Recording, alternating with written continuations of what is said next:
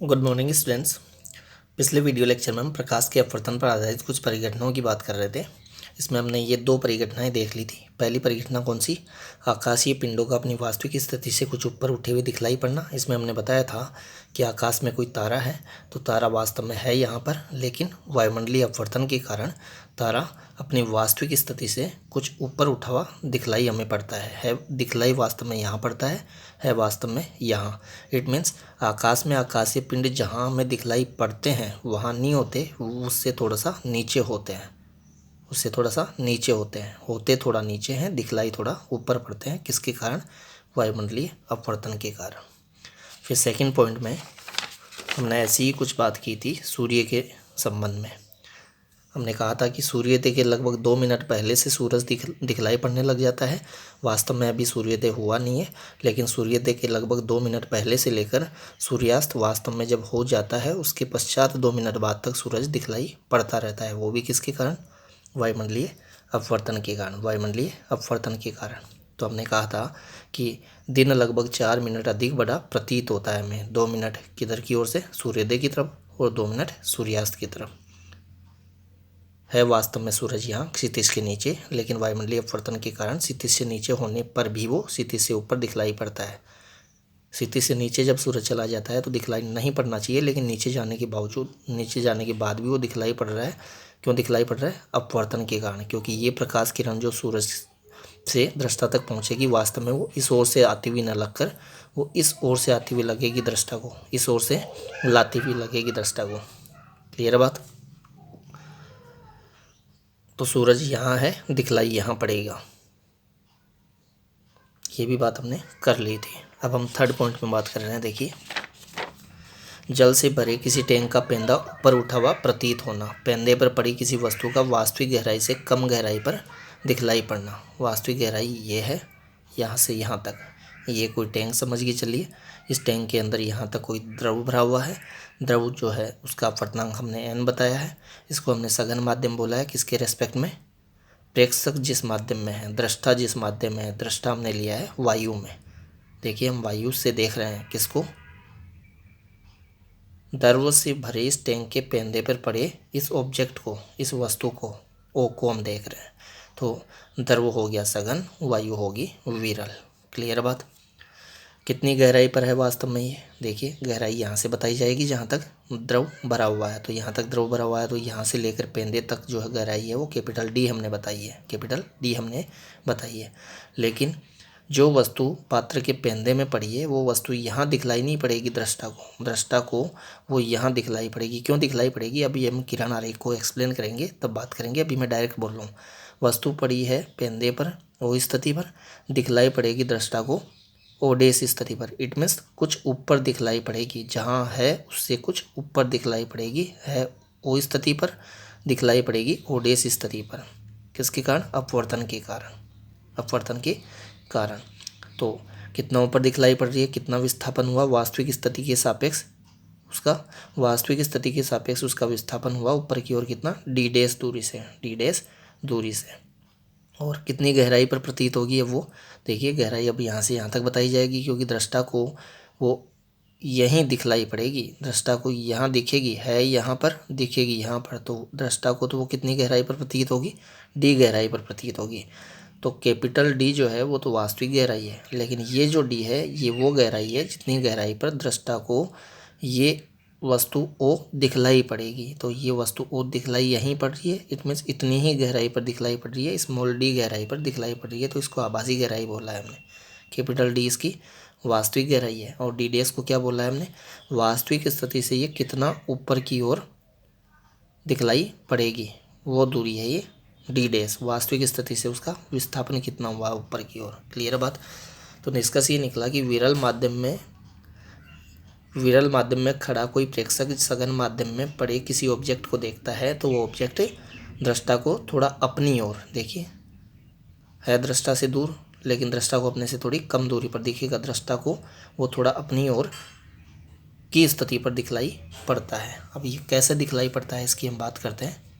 दैनिक जीवन में हम देखते भी हैं, जब किसी द्रव भरे पात्र के पेंदे को हम देखते हैं, द्रव से भरे पात्र के पेंदे को देखते हैं तो पेंदा थोड़ा सा हमें ऊपर की ओर दिखलाई पड़ता है, और पेंदे पर कोई वस्तु पड़ी है, जैसे कोई सिक्का पड़ा है तो वो सिक्का हमें कुछ ऊपर दिखलाई पड़ता है। हम हाथ डालकर उस सिक्के को जहाँ वो दिखलाई पड़ता है वहाँ ढूंढने की कोशिश करते हैं तो वहाँ वो मिलता नहीं है, वहाँ वास्तव में पेंदा भी नहीं है और वहाँ वास्तव में सिक्का भी नहीं है, क्योंकि पेंदा भी कुछ ऊपर उठे हुए दिखता है और पेंदा पर पड़ा सिक्का भी ऊपर उठे हुए दिखता है। तो जहाँ हम उस सिक्के को खोजेंगे, वास्तव में जहाँ वो सिक्का हमें दिख रहा है हम तो वहीं हाथ लेके जाएंगे उसको उठाने के लिए, लेकिन वास्तव में वो सिक्का वहाँ है नहीं, उससे कुछ ज़्यादा गहराई पर है, उससे कुछ ज़्यादा गहराई पर है, तो सिक्का वहाँ हमें मिलेगा नहीं। अब देखिए यहाँ हमने, अभी तो मैंने ये सारी बातें डायरेक्ट बोली है कि सिक्का यहाँ है तो सिक्का दिखलाई यहाँ पड़ेगा, वस्तु यहाँ पड़ी है तो दिखलाई वो यहाँ पड़ेगी, इट मीन्स कुछ ऊपर उठी हुई दिखलाई पड़ेगी। लेकिन अब ऐसा दिखलाई क्यों पड़ता है, शॉर्ट में तो हम आंसर देंगे अपवर्तन के कारण। लेकिन अब इस फिनोमिना को हम एक्सप्लेन करते हैं कि यहाँ की वस्तु यहाँ दिखलाई कैसे पड़ रही है। देखिए इसके लिए हम अपवर्तन का यहाँ कॉन्सेप्ट अप्लाई करेंगे। अपवर्तन हम जानते ही है कि जब प्रकाश किरण सघन से विरल माध्यम की ओर जाएगी, वस्तु से प्रकाश निकलकर किस ओर जाता हुआ लेंगे, हम दृष्टा की ओर जाता हुआ लेंगे। क्लियर बात हो, तभी तो वस्तु दृष्टा को दिखलाई पड़ेगी। वस्तु से प्रकाश किरणें निकलकर किस ओर जाती हुई लेंगे, दृष्टा की ओर। इट में सघन से प्रकाश किरणें किस ओर जाती हुई लेंगे, विरल की ओर।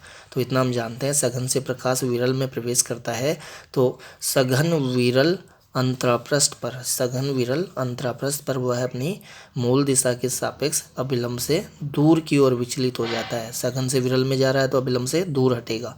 तो हमने ये 3 आपतित प्रकाश किरणें ली है। किस पर आपतित, इस अंतरापृष्ठ पर। इस सिक्के से या इस वस्तु से निकलकर जाती हुई हमने 3 प्रकाश किरणें ली है। अब इन 3 प्रकाश किरणों में एक प्रकाश किरण तो मैंने ये ली है जो कि इस अंतरापृष्ठ पर, अंतरापृष्ठ हम किस पृष्ठ को बोल रहे हैं, इस वाले पृष्ठ को बोल रहे हैं जिसके नीचे द्रव है, जिसके ऊपर फिर वायु है। इट मीन्स जहाँ जल खत्म होता है, वायु जहाँ से शुरू होती है, उस वाले पृष्ठ को अंतरापृष्ठ बोलते हैं। और इसी अंतरापृष्ठ पर ये तीनों प्रकाश किरणें जल से, द्रव से वायु में प्रवेश करेगी। तो एक माध्यम से दूसरे माध्यम में जब जाता है प्रकाश तो अपनी मूल दिशा से विचलित हो जाता है। सघन से विरल में जा रहा है तो मूल दिशा के सापेक्ष अभिलंब से दूर हट जाएगा। क्लियर बात।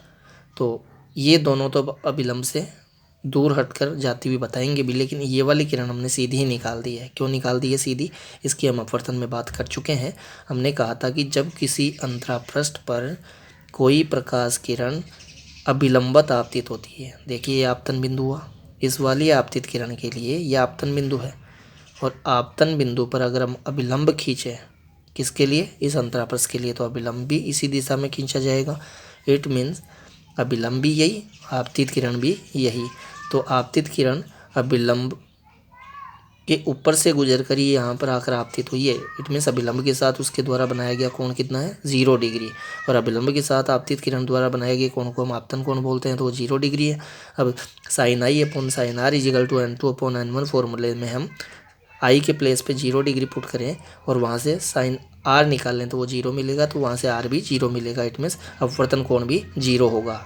इसका मीनिंग ये हुआ कि अभिलंबत दिशा में ही वो चली जाएगी अपवर्तन के बाद, तो ये बिना मुड़े सीधी ही गुजर जाएगी। इसकी हम डिटेल में बात कर चुके हैं अपवर्तन टॉपिक में कि जो प्रकाश किरण अभिलंबत आकर आपतित होगी इस अंतरापृष्ठ पर, बिना मुड़े सीधी ही निकल जाएगी। क्लियर बात। लेकिन ये जो 2 प्रकाश किरणें हमने ली है जो कि तिर्यक आपतित ली है, इस अंतरापृष्ठ पर तिरछे आपतित होती हुई ली है, अभिलंबत आपतित होती हुई नहीं ली है। अभिलंबत आपतित प्रकाश किरण तो बिना विचलन के सीधी गुजर गई, लेकिन तिर्यक आपतित प्रकाश किरणें जो होगी उनका अपवर्तन होगा, वो अपनी मूल दिशा के सापेक्ष मुड़ेगी। देखिए ये प्रकाश किरण लिए मैंने एक OB आपतन बिंदु ये हो गया, ये मैंने आपतन बिंदु पर इस अंतरापृष्ठ के लिए अभिलंब खींचा है और अभिलंब से दूर हटकर जाएगी क्योंकि सघन से विरल में जा रही है। तो मूल दिशा में जाने की बजाय, देखिए अगर मैं इसको सीधा एक्सटेंड करता तो वो यूँ जाती थोड़ी, लेकिन अभिलंब के से थोड़ा सा मैंने इसको दूर की ओर मोड़ते हुए, दूर की ओर विचलित करते हुए लिया है। अपवर्तन हो गया यहाँ पर, अपनी मूल दिशा में न जाकर मूल दिशा से अभिलंब से थोड़ा दूर हट गई है। क्लियर बात। ऐसे ही इसके लिए ये आपतित किरण, ये आपतन बिंदु, ये अंतरापृष्ठ, ये आपतन बिंदु पर अंतरापृष्ठ के लिए अभिलंब, अभिलंब से दूर हटेगी कब? जब सघन से विरल में प्रवेश करेगी। तो जाने इस ओर चाहिए थी, वास्तव में मूल दिशा ये थी, तो मूल दिशा के सापेक्ष अविलंब से दूर की ओर हट गई है। क्लियर है बात? तो ये प्रकाश किरणें इस वस्तु से निकलकर प्रकाश किरणें दृष्टा के नेत्र में प्रवेश करी है। अब ये आगे बढ़ाने पर तो आगे तो मिलेगी नहीं, आगे तो मिलेगी नहीं क्योंकि फैलती जा रही है। तो इन अपवर्तित किरणों को अगर मैं पीछे की ओर देखिए, इसको पीछे एक्सटेंड करिए यहाँ से, इसको भी पीछे एक्सटेंड करिए यहाँ से, तो पीछे एक्सटेंड करेंगे तो ये यहाँ पर आकर मिलती हुई प्रतीत होगी। तो दृष्टा को ये दोनों जो प्रकाश किरणें हैं, दो ही हमने लिए, वैसे अनगिनत प्रकाश किरणें आएगी दृष्टा की आंख में, तो ये दोनों प्रकाश किरणें जो है वो दृष्टा को इस ओर से आती हुई न लगकर सीधा पीछे से आती हुई लगेगी। इट मीन्स इससे निकल कर जाती हुई लगेगी ये, और यहीं से निकल कर जाती हुई लगेगी ये। तो दृष्टा को ये जो ऑब्जेक्ट है, ये जो वस्तु है, वो यहाँ नहीं दिखेगी, उसको ऐसा प्रतीत होगा जैसे वो यहाँ पड़ी है और यहाँ पड़ी वस्तु से उस तक प्रकाश किरणें पहुँच रही है, ऐसा लगेगा इस प्रेक्षक को, इस दृष्टा को। क्लियर है बात? वास्तव में वस्तु यहाँ है, प्रकाश किरणें यूँ निकलकर यूँ अपवर्तित होकर दृष्टा तक पहुँच रही है, लेकिन दृष्टा को ये दोनों प्रकाश किरणें, मैंने कहा आएगी अनगिनत, मैं दो की फॉर्म में बात कर रहा हूँ, ये प्रकाश किरणें सीधा पीछे से आती हुई लगेगी, इस बिंदु से आती हुई लगेगी। क्लियर बात? तो जिस बिंदु से प्रकाश किरणें निकलकर दृष्टा को आती हुई लगेगी, इस ऑब्जेक्ट की इमेज वहीं हम बनी हुई बताएंगे। इट मीन्स ऑब्जेक्ट है यहाँ पर, लेकिन प्रतीत होगा, दिखलाई पड़ेगा यहाँ, वास्तविक स्थिति से कुछ ऊपर की ओर विस्थापित हुआ हुआ दिखलाई पड़ेगा। इट मीन्स वास्तविक गहराई से, वास्तविक गहराई यहाँ से यहाँ तक की है, लेकिन वास्तविक गहराई से कुछ कम गहराई है। कम गहराई कितनी? ए ओ डेस गहराई है। ए ओ वास्तविक गहराई है, ए ओ डेस उसकी आभासी गहराई है, क्योंकि प्रतीत यहीं होगा, दिखलाई यहीं पड़ेगा, तो उसको तो ऐसा लगेगा कि इतनी गहराई पर पड़ा है द्रव के अंदर वो वस्तु, जबकि वास्तव में वो इतनी गहराई पर है, यहाँ से लेकर यहाँ तक की गहराई पर है। क्लियर है बात?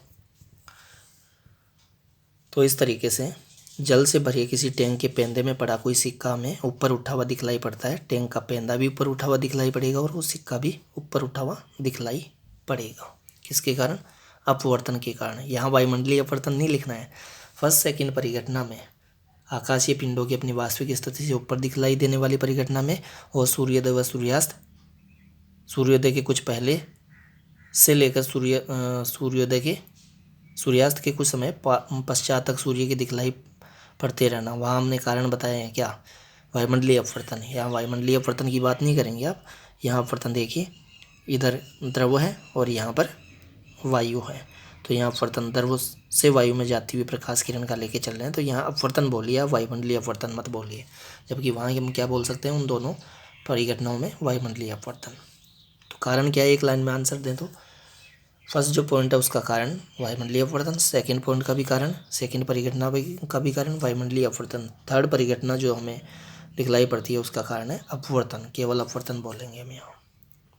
अब देखिए हमने नेक्स्ट पेज पे इनमें रिलेशन बताया है, किसमें? Capital D, small D and अपवर्तनांक एन, अपवर्तनांक एन। यहाँ वायु या निर्वात समझ के चलिए, निर्वात का अपवर्तनांक 1 होता है, वायु का अपवर्तनांक 1 से थोड़ा सा ज़्यादा 1.000029 के अप्रोक्स होता है, जिसको अप्रोक्स 1 ही समझ के चल सकते हैं। तो आप इधर निर्वात ही मान के चलिए, क्योंकि वायु का अपवर्तनांक निर्वात के अपवर्तनांक के लगभग बराबर ही होता है, उससे थोड़ा ही ज़्यादा होता है, तो हम इसको निर्वात ले सकते हैं।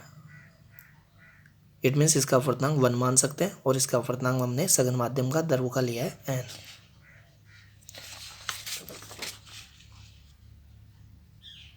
तो देखिए ये हमने रिलेशन बताया है, आभासी गहराई स्मॉल डी व वास्तविक गहराई कैपिटल डी में संबंध। अभी मैंने बताया था कि वो जो ए ओ है वो वास्तविक गहराई है, और ए ओ डेस जो है वो आभासी गहराई है, जिसको हमने स्मॉल डी से बताया। तो आभासी गहराई डी इजिकल टू वास्तविक गहराई कैपिटल डी अपॉन द्रव का अपवर्तनांक एन। लेकिन ये फॉर्मूला मैंने ये मान के बताया है कि दृष्टा जिस माध्यम में है वो वायु माध्यम है, या यूँ समझिए निर्वात है।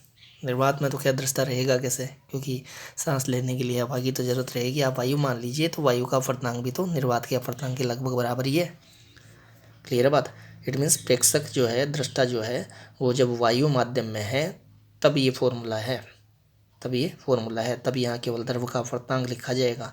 लेकिन अगर वो वायु माध्यम में न हो, किसी और माध्यम में हो, तो फिर यहाँ द्रव का अपवर्तनांक उस माध्यम के सापेक्ष हमें लिखना होगा। यहाँ फिलहाल आप कन्फ्यूज मत होइए, आप तो इतना ही मान के चलिए द्रव का अपवर्तनांक हमें लिखना है, क्योंकि दृष्टा हम वायु में ही लेके चलेंगे।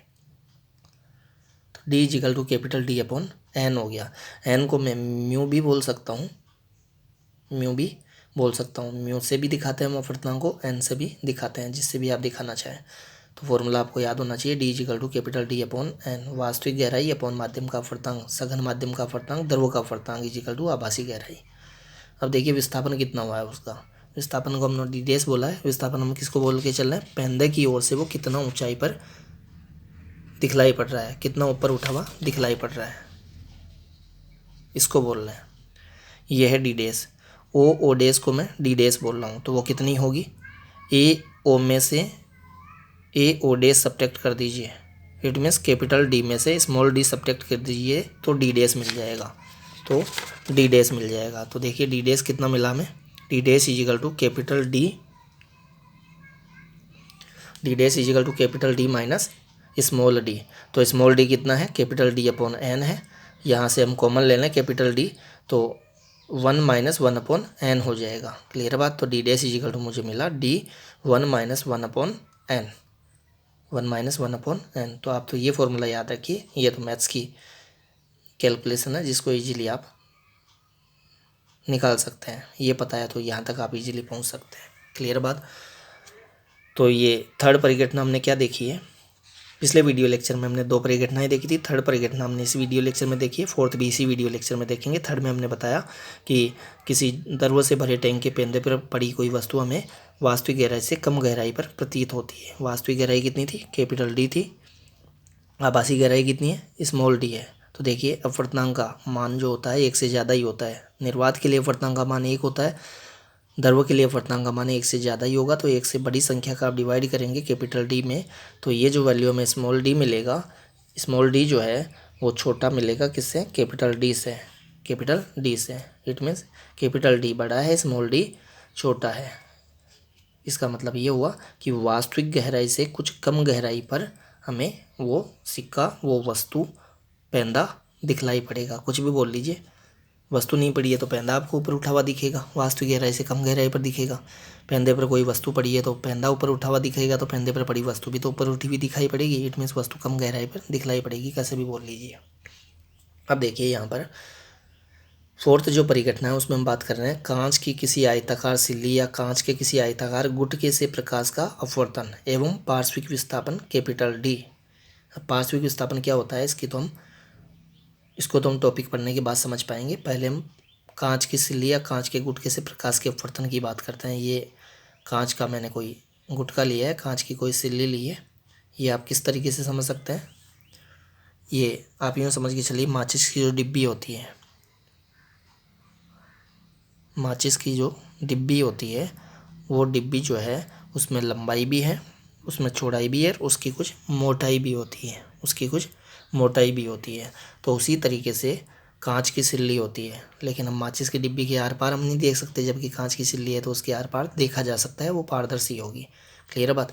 लेकिन माचिस की डिब्बी से कांच की सिल्ली की लंबाई थोड़ी ज़्यादा होगी, चौड़ाई भी थोड़ी जो ज़्यादा लेके चलिए, और मोटाई उसकी मोटाई से, माचिस की डिब्बी की मोटाई से थोड़ी सी ज़्यादा लेके चलिए, तो वो क्या बन गई, कांच की आयताकार सिल्ली बोल के चल रहे हैं। क्योंकि उसका एक फलक जो है, एक पृष्ठ जो है वो कैसा होगा, आयताकार होगा, इसीलिए हम आयताकार बोल के चल रहे हैं। वैसे वास्तव में वो घनाभकार होती है, लंबाई भी है उसमें, चौड़ाई भी है उसमें, मोटाई भी है उसमें, और कांच की बनी है तो पारदर्शी है। तो वो सिल्ली आप यहाँ रख दीजिए, वो सिल्ली हमने यहाँ रख रखी है। क्लियर बात। वो सिल्ली है ये PQRS। अब देखिए कांच की इस सिल्ली पर ये प्रकाश किरण हमने कांच की सिल्ली के इस वाले फलक पर, इस वाले पृष्ठ पर, ये आपको लाइन दिख रही है लेकिन वास्तव में ये लाइन नहीं होगी, ये ऊपरी फलक है, ऊपरी पृष्ठ है जिस पर प्रकाश किरण आकर आपतित होगी। क्लियर बात। ये कांच की सिल्ली का आप मोटाई वाला पार्ट समझ के चलिए। मैंने बताया लंबाई होगी, चौड़ाई होगी, मोटाई होगी, तो इसकी मोटाई ये समझ के चलिए, और ये उसका ऊपर वाला पृष्ठ समझ के चलिए, नीचे वाला पृष्ठ समझ के चलिए। ये उसकी थिकनेस हो गई है, ये उसकी थिकनेस हो गई है। अब देखिए ये प्रकाश किरण हमने इधर से आती हुई ली है और इस कांच की सिल्ली के ऊपरी फलक पर, ऊपरी पृष्ठ पर बिंदु P पर आकर आपतित होती हुई बताइए आपतित किरण होगी। ये आपतन बिंदु हो गया। ये आपतन बिंदु पर हमने अभिलंब खींच दिया। ये किसके लिए अभिलंब है? ये PQ के लिए, इस ऊपरी फलक के लिए, ऊपरी पृष्ठ के लिए अभिलंब हो गया। अभिलंब का मतलब इन दोनों के बीच में 90 डिग्री का एंगल है। क्लियर बात? तो अभिलंब हो गया। आपतित किरण होगी। अभिलंब व आपतित किरण के मध्य बने कोण को हमने आपतन कोण बोल दिया, I1 बोल दिया। I1 बोल दिया। 1 क्यों बोला है? क्योंकि यहाँ अपवर्तन 2 बार होगा। अपवर्तन 2 बार कैसे होगा? एक बार वायु से कांच की सिल्ली में जब प्रकाश प्रवेश करेगा तो वायु कांच अंतराप्रस्थ पर, वायु विरल माध्यम है, कांच उसकी तुलना में सघन माध्यम है, तो हम बोल सकते हैं विरल सघन अंतराप्रस्थ, विरल सघन अंतराप्रस्थ पर होगा एक बार अपवर्तन। और एक बार अपवर्तन फिर जब कांच की सिल्ली से प्रकाश किरण वापस बाहर निकलेगी वायु में तब होगा। इट मीन्स कांच की सिल्ली से वायु में निकलेगी, इसका मतलब हुआ सघन से विरल में निकलेगी। तो सघन विरल अंतराप्रस्थ पर फिर से अपवर्तन होगा। तो 2 बार अपवर्तन मैंने बताया। कहाँ पर? एक बार अंदर प्रवेश करते वक्त विरल सघन अंतराप्रस्थ पर और एक बार अंदर से बाहर निकलते वक्त सघन विरल अंतराप्रस्थ पर। यहाँ आप बोल सकते हैं वायु कांच अंतराप्रस्थ पर और यहाँ बोल सकते हैं कांच वायु अंतराप्रस्थ पर। तो वायु कांच अंतराप्रस्थ है विरल सघन अंतराप्रस्थ और कांच वायु अंतराप्रस्थ है सघन विरल अंतराप्रस्थ। क्लियर बात? और इतना हम जानते हैं कि वायु विरल है, कांच सघन है, तो विरल से जब सघन में जाएगी प्रकाश किरण तो अपनी मूल दिशा के सापेक्ष किस ओर विचलित होगी? अभिलंब की ओर विचलित होगी। तो देखिए मूल दिशा ये थी, मूल दिशा के सापेक्ष इसको अभिलंब की ओर थोड़ा मोड़ के विचलित करके मैंने प्रदर्शित किया है। क्लियर बात? फिर जब वापस यहाँ से बाहर निकलेगी तो वापस ये सघन से विरल में जाएगी तो अभिलंब से दूर हटकर जाएगी। क्लियर बात? स्टेप बाय स्टेप में बात करता हूँ। आपतित किरण, अभिलंब, आपतन कोण I1, फिर ये आपतित प्रकाश किरण की मूल दिशा की ये सिल्ली नहीं होती तो ये यूँ सीधी चली जाती है, ये आपतित प्रकाश किरण की मूल दिशा। लेकिन चूंकि ये सिल्ली है इट मीन्स प्रकाश किरण को विरल से सघन माध्यम में प्रवेश करना होगा, तो विरल से सघन में जाएगी तो ये मूल दिशा में न जाकर मूल दिशा के सापेक्ष अभिलंब की ओर थोड़ा विचलित हो जाएगी। तो इस दिशा में ये जाएगी, यहाँ मुड़ जाएगी एक बार और फिर कांच के अंदर सीधी चलेगी, क्योंकि कांच एक समांग माध्यम है और समांग माध्यम में प्रकाश किरण सीधी ही चलती है। तो यहाँ अपवर्तन हो गया, उसके पश्चात ये सीधी चलेगी और सीधी संचित होते हुए यहाँ पर आकर आपतित होगी। तो इस वाले फलक के लिए, इस वाले पृष्ठ के लिए, इस वाले अंतरापृष्ठ के लिए ये वाली जो प्रकाश किरण होगी BC जो प्रकाश किरण है वो आपतित प्रकाश किरण है। देखिए इस वाले फलक के लिए AB आपतित है और BC अपवर्तित है। तो आपतित व अभिलंब के बीच का कोण आपतन कोण I1 नाम दे दिया। अभिलंब व अपवर्तित के बीच का कोण अपवर्तन कोण R1 नाम दे दिया। क्लियर बात? अभिलंब को हमने N1 नाम दिया है। अब देखिए ये आपतित किरण इस वाले अंतरापृष्ठ के लिए, फिर इसकी मूल दिशा अगर मैं बताऊं तो सीधा अब इसको सीधा यूँ ले सकते हैं, तो मूल दिशा इस ओर होगी जो मैंने यहाँ दिखाई नहीं है। तो किस ओर से किस ओर जा रही है? सघन से विरल में जा रही है। कहाँ से? वायु में बाहर निकल रही है। तो सघन से विरल में जाने पर ये मूल दिशा के सापेक्ष, मूल दिशा इस ओर, मूल दिशा के सापेक्ष अभिलंब से दूर हट जाएगी, अभिलंब से दूर हट जाएगी। और कितना दूर हटेगी? यहाँ प्रवेश के वक्त जितना मूल दिशा के सापेक्ष अभिलंब की ओर मुड़ी थी, बाहर निकलते वक्त अपनी मूल दिशा के सापेक्ष अभिलंब से उतना ही दूर हट जाएगी। तो दूर हटकर इस दिशा में जाएगी। यहाँ अभिलंब की ओर मुड़ी है, यहाँ अभिलंब से दूर की ओर मुड़ी है। यहाँ अभिलंब की ओर जितना मुड़ी थी अपनी मूल दिशा के सापेक्ष, यहाँ अभिलंब से दूर उतना ही हटेगी अपनी मूल दिशा के सापेक्ष। इसीलिए ये जो निर्गत प्रकाश किरण है इसको हम निर्गत प्रकाश किरण भी बोल सकते हैं। इस वाले फलक के लिए अपवर्तित प्रकाश किरण भी बोल सकते हैं। तो ये जो निर्गत प्रकाश किरण है ये आपतित प्रकाश किरण की मूल दिशा के समांतर ही, मूल दिशा के समांतर ही निर्गत होती है, बाहर निकलती है, पारगमित होती है इस कांच की सिल्ली से। तो देखिए इसके समांतर ही मैंने ये प्रदर्शित की है। क्लियर बात? आपतित प्रकाश किरण की मूल दिशा के समांतर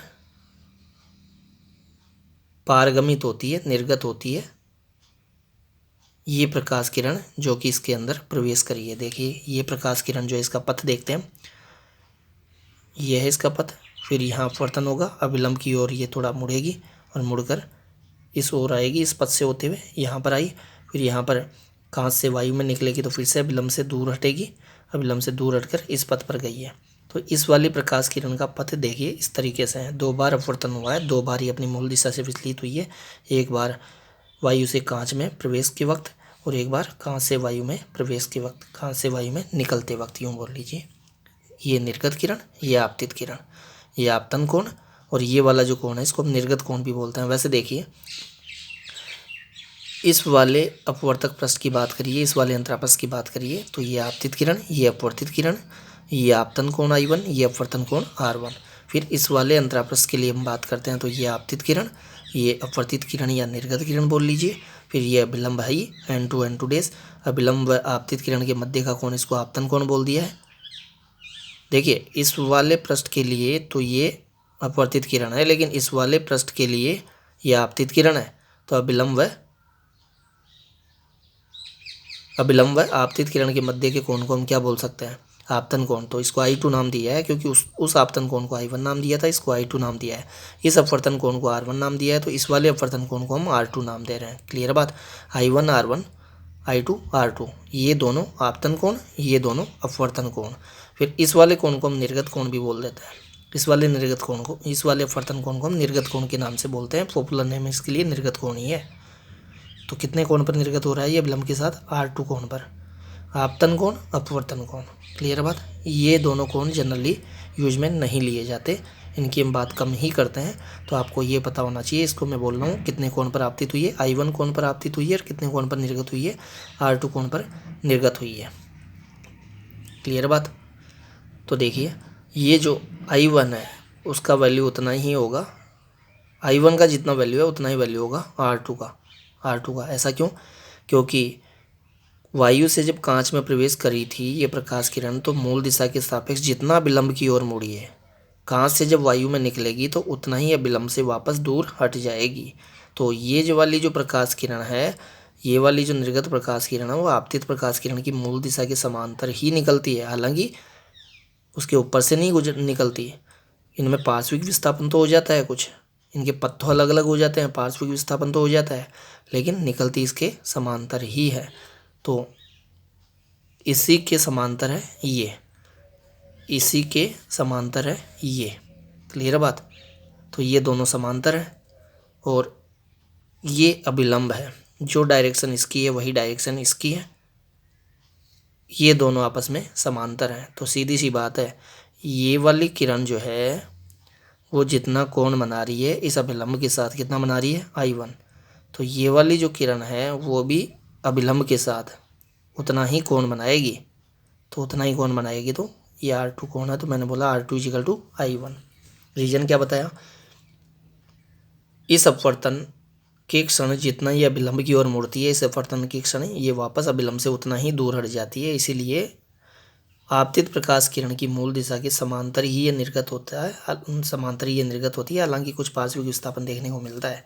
पार्श्विक विस्थापन में किसको बोल के चल रहे हैं, आपतित प्रकाश किरण की मूल दिशा ये वाली और निर्गत किरण के मध्य की जो लंबवत दूरी है, दूरी नहीं बोलेंगे, कौन सी दूरी, लंबवत दूरी, इन दोनों के बीच की जो परपेंडिकुलर डिस्टेंस है उसी को हम बोलते हैं लेटरल डिस्प्लेसमेंट, पार्श्विक विस्थापन। क्लियर है। यहाँ मैंने सभी किरणों के नाम दे रखे हैं, कोणों के नाम दे रखे हैं, वीडियो को पॉज करके आप देख सकते हैं। तो कितनी बार अपवर्तन बताया मैंने, 2 बार अपवर्तन बताया। एक बार वायु से कांच में प्रवेश के वक्त कांच वायु अंतरापृष्ठ पर, एक बार कांच से बाहर निकलते वक्त कांच से वायु में बाहर निकलते वक्त कांच वायु अंतरापृष्ठ पर। इट मीन्स ये वाला अंतरापृष्ठ हुआ विरल सघन अंतरापृष्ठ और ये हुआ सघन विरल अंतरापृष्ठ। यहाँ किस ओर विचलित हुई, विरल से सघन में जा रही है इसलिए अभिलंब की ओर मुड़ी, यहाँ सघन से विरल में जा रही है इसलिए अभिलंब से दूर की ओर हटी। यहाँ अभिलंब की ओर जितना मुड़ी है उतना ही अभिलंब से यहाँ दूर हटी है। इसीलिए आपतित प्रकाश किरण की मूल दिशा के समांतर निर्गत हुई है ये वाली अपवर्तित किरण, जिसको हम निर्गत किरण भी बोल सकते हैं, निर्गत किरण ही बोलते हैं, पॉपुलर नेम इसके लिए निर्गत किरण है। वैसे इस वाले अंतरापृष्ठ के लिए ये अपवर्तित किरण है, इस वाले अंतरापृष्ठ के लिए ये अपवर्तित किरण है, इस वाले अंतरापृष्ठ के लिए ये आपतित किरण है, इस वाले अंतरापृष्ठ के लिए ये है आपतित किरण। क्लियर बात। तो ये कांच के सिले से मैंने प्रकाश के अपवर्तन की बात की, पार्श्विक विस्थापन की बात की, पार्श्विक विस्थापन की मैंने डेफिनेशन भी बता दी है। ये वीडियो को पॉज करके आप रीड कर सकते हैं, या लिखी हुई है पार्श्विक विस्थापन की डेफिनेशन।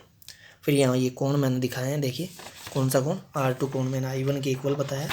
इसको मैंने थ्योरी से ही बताया है, वैसे प्रूव नहीं किया, मैथमेटिकली प्रूव नहीं किया। मैथमेटिकली प्रूव करना अपने है भी नहीं, इसलिए मैंने इसको प्रूव नहीं करा है। आपको ये अपवर्तन पता होना चाहिए कि कांच की सिल्ली से प्रकाश का अपवर्तन किस तरीके से होता है। तो देखिए दिख नहीं रहा है ये वाला कोण, R2 को मैंने I1 के इक्वल बताया है, R2 को मैंने I1 के इक्वल बताया और R1 को I2 के इक्वल बताया। ये कैसे बताया देखिए, इस वाले एंगल को इस वाले एंगल के इक्वल बताया है। याद यूँ रखिए, दोनों बाहर वाले एंगल आपस में बराबर और दोनों अंदर वाले एंगल आपस में बराबर, ऐसे याद रखिए आप।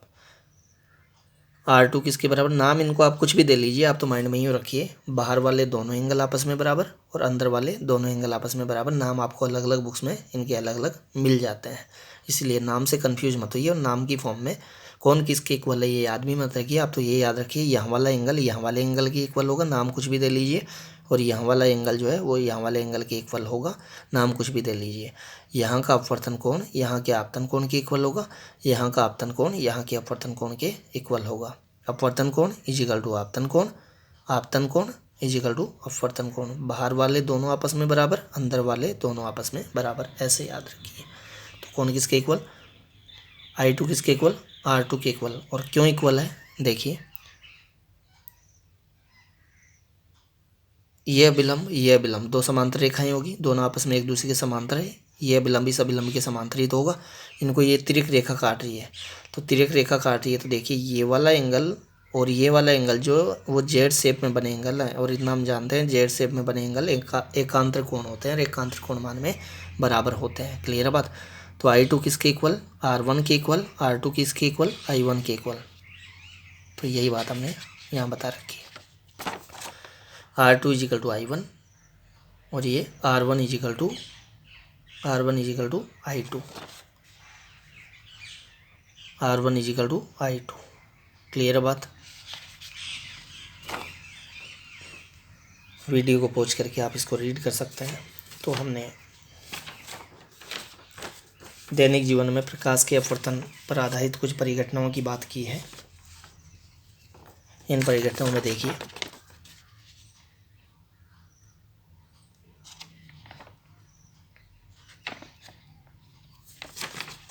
पेज को सेट कर देता हूँ मैं।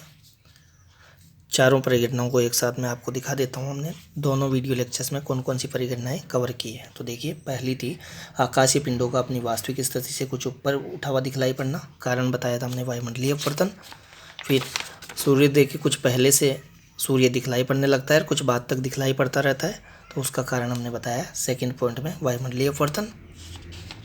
थर्ड हमने जल से भरे किसी टैंक के पेंदे का ऊपर उठा हुआ दिखलाई पड़ना, या पेंदे पर कोई वस्तु पड़ी हो ऊपर उठी हुई दिखलाई पड़ना, उसका कारण बताया अपवर्तन। और फोर्थ में हमने कांच की किसी सिल्ली से प्रकाश के अपवर्तन की बात की है। क्लियर है। तो ये हमारा वीडियो लेक्चर कंप्लीट होता है। Thank you.